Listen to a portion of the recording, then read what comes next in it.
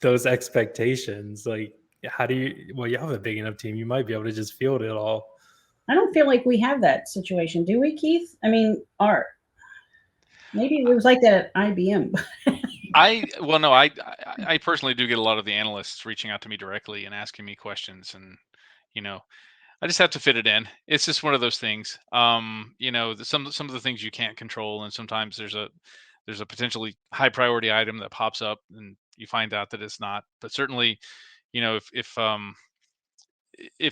as Melissa mentioned, if they're comfortable talking to you, they're going to reach out to you and ask you for help in certain situations, and you can either fix the problem or set them right and put them on the right path to fixing their problem. But I don't know if on the other side of the equation, if you guys are having a lot of people reach out to you directly. I have a lot of questions, but it's not like I have to necessarily rush all the time. A lot of questions, but it's a good thing because that means that they care about SEO and they're trying to incorporate it into their day, and they know you and remember you and think about SEO when they're doing the things that they do, and then when you have work that needs done, they're good teammates to work with to get that work done because they're already familiar with SEO and the things that you care about.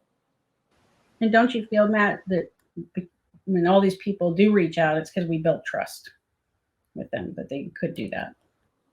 Absolutely. And they will literally say that, like, yeah, reaching out to you because you're vocal about SEO and we know that you've done good things, and SEO is important because your team has really pushed that the last several years. So it makes, we're a growing part of the organization, and that's never a negative thing, even if it ends up eating up more of your bandwidth than you'd like. I'd say one more is being able to set expectations. I know that's kind of broad, but it's something that I've learned over the years, right? Don't take on more than you'll actually be able to produce. This is important. Be reasonable with your turnaround times, because if you tell someone it's going to be ready and it's not, and then you're failing on that. So knowing what you can handle is important. Because again, same thing, it ties back to trust. And then also knowing your limits. If we don't know all the engineering questions, but don't pretend like you know the engineering questions sometimes. Just be open. They're going to respect you a lot more if you say, I don't know, than if you come up with some fluff answer. So. And I think, Ellen, it's nice that we can say that, because I feel like a lot of agency people, people working on their own as consultants or even working for people, they don't get to create limits or expectations. They're just told, fix it, work all the time. That's why I love this. I get regular hours. I get dinner with my family. It's just a normal work environment.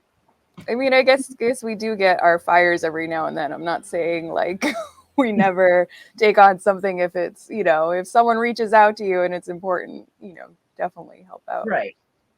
But I just feel bad. I don't miss the agency side or the company that expects you to get up at midnight and fix something. We're kind of blessed with Enterprise. We don't have that as much, but we still do set expectations. And I always say to people, you got to set that your emergency is not my emergency. Sometimes people, more with clients, not so much with Enterprise, but.